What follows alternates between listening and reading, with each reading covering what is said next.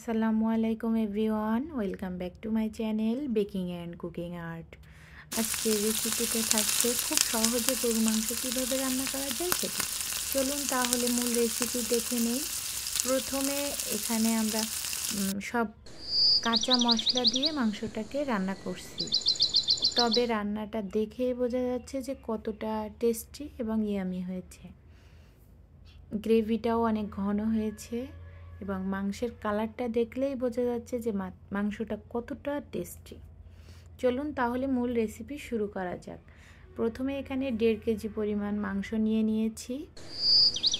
তারপর এখানে পেঁয়াজ কুচি দিয়ে দিয়েছি এবং 1.5 টেবিল চামচের মতো রসুন বাটা, 1.5 টেবিল চামচের মতো আদা বাটা দিয়ে দিয়েছি এবং আস্ত গরম মশলা অ্যাড করেছি, যেমন দারুচিনি, এলাচ, লবঙ্গ, তেজপাতা এবং কিছুটা শুকনা মরিচ আস্ত, এবং লবণ স্বাদ মতো উঁচু 1 টিস্পুন দিয়েছি আমি।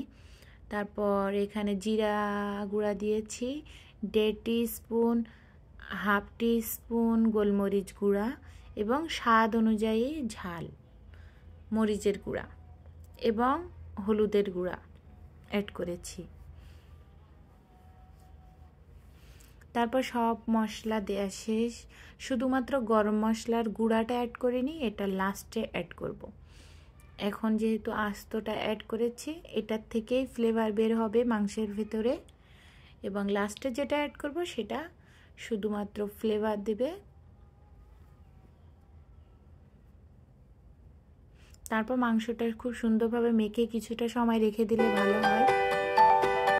মাংসটা বেশ কিছু সময় ম্যারিনেট করে রাখার পরে আমরা চুলাতে বসিয়ে দিয়েছিলাম এবং মাংস থেকে দেখতেই পারছেন যে কতটা ঝোল বের হয়েছে। এই ঝোল দিয়েই মাংসটা কুক হবে 40%-এর মতো, 40 থেকে 50%-এর মতো। তারপরে আবার একটু একটু করে পানি দিয়ে মশলাটাকে কষিয়ে নিব, মাংসটাকে একটু কষিয়ে নিব, কারণ আমরা এখানে সব মশলা কাঁচাই অ্যাড করেছি। এই জন্য মাংসটাকে প্রপারলি ভালোভাবে কষাতে হবে, মশলার গন্ধও যেন না থাকে, এবং আমরা রান্নাটায় সরিষার তেল অ্যাড করেছি। তা মাংসটা যত ভালোভাবে কষাবেন আপনার মাংসর টেস্টটাও তত বেশি ভালো আসবে। আর রান্নাতে যে একটু একটু করে পানি অ্যাড করতে হবে, দেখা যাচ্ছে কিছু সময় পর পর একটু পানি অ্যাড করে আবার একটু কষাই নিতে হবে, সেক্ষেত্রে অবশ্যই গরম পানি অ্যাড করতে হবে, তাহলে আপনার মাংসটা সফট থাকবে, নয়তো মাংসটা স্টিকি হয়ে যাবে, শক্ত হয়ে যাবে। ঠান্ডা পানি অ্যাড করার সাথে সাথে মাংসটা একটু শক্ত হয়ে যাবে, এজন্য বারে বারে একটু গরম পানি অ্যাড করে কষিয়ে নিতে হবে। যখন মাংসটা 80% কুক হয়ে যাবে তখন আমরা এখানে পরিমাণ মতো ঝোল অ্যাড করে দিব। দেখেই বুঝতে পারছেন কতটা সুন্দরভাবে কষানো হয়েছে। এখন আমরা এখানে অল্প 1/2 টিস্পুনের মতো, 1/2 টিস্পুনের কম গরম মশলার গুঁড়া অ্যাড করে দিয়েছি। দেখতেই পারছেন মাংসটা অলরেডি 80%-এর মতো কুক হয়ে গিয়েছে।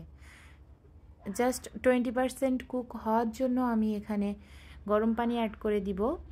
গরম পানিটা করে দিয়েছি।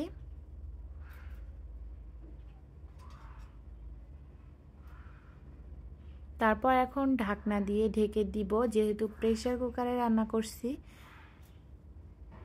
ঢাকনা দিয়ে ঢেকে জাস্ট 2টা সিটি দিব। ঝোল যদি বেশি রাখেন তাহলে মাংসে একটু ঝোল বেশি দিবেন, আর নয়তো মাংসে সমানে সমানে একটু বেশি ঝোল দিবেন। 2টা সিটি দিব, তারপর আমরা মাংসটাকে নামিয়ে রেখে দিব।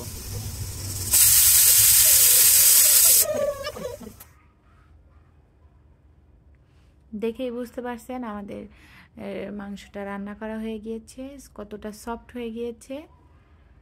আমি এই রান্নাতে একবারের বেশি 2বার অন্য কোনো মশলা অ্যাড করিনি, সব কিছু লবণ ঝাল যা একবারে অ্যাড করেছি সেটাই ছিল, তবে টেস্ট হয়েছে পারফেক্ট, কোনো কিছু কমতি ছিল না। আপনারা চাইলে এই রেসিপি ফলো করতে পারেন।